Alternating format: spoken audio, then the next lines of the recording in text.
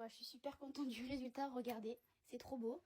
Je suis passée d'un teint malade à un teint joyeux. Je suis super contente, vraiment, ça marche super bien. Comme vous le savez, j'ai un cancer et donc dû au traitement, je suis punie de soleil, donc je n'ai plus le droit de m'exposer aux UV. Les autobronzants sont-ils réellement efficaces et sont-ils sans danger? On voit ça tout de suite. Alors tout d'abord, il faut souligner que les autobronzants ne sont pas réellement des autobronzants, ce sont plutôt des colorants de la peau dont le mécanisme d'action est dû à l'utilisation d'une molécule, la DHA, la dihydroxyacétone, qui est un dérivé de sucre issu de plantes. Alors le mécanisme d'action, il est très simple. Lorsqu'on applique ce sucre sur la peau, la dihydroxyacétone, eh bien, il va y avoir une réaction chimique entre les protéines de la couche coronée, c'est-à-dire la couche superficielle de la peau, et cette dihydroxyacétone, et ça va provoquer ce qu'on appelle la réaction de Maillard qui va donner une coloration brunâtre, et c'est cet effet qui est recherché.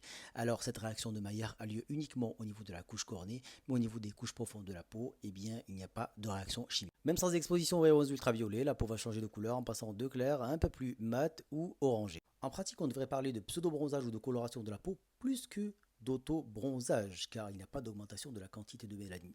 Ça, c'est le premier point.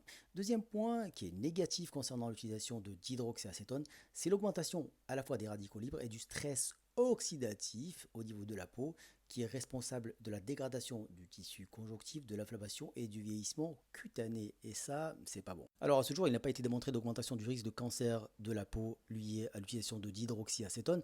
Néanmoins, c'est pas parce que ce risque n'a pas été démontré qu'il faut banaliser son utilisation. Autre point très important, c'est le risque de dermatite de contact lié à ce genre de molécules qui peuvent être elles-mêmes responsables de troubles pigmentaires et donc de taches brunes au niveau du visage. Alors en conclusion, ces produits dits autobronzants sont en fait des pseudo-bronzants ou plutôt des colorants cutanés car ils ne vont pas modifier la quantité de mélanine au niveau de la peau, ils vont juste modifier la couleur de la couche cornée.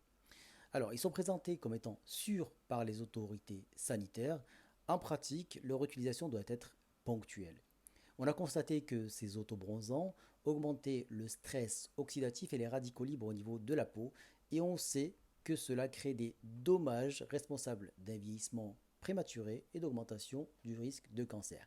Même si à ce jour, on n'a pas montré une relation entre le cancer cutané et l'utilisation de ces autobronzants. Mais ce n'est pas parce que ce risque n'a pas été démontré qu'il faut le négliger ou ne pas en tenir compte.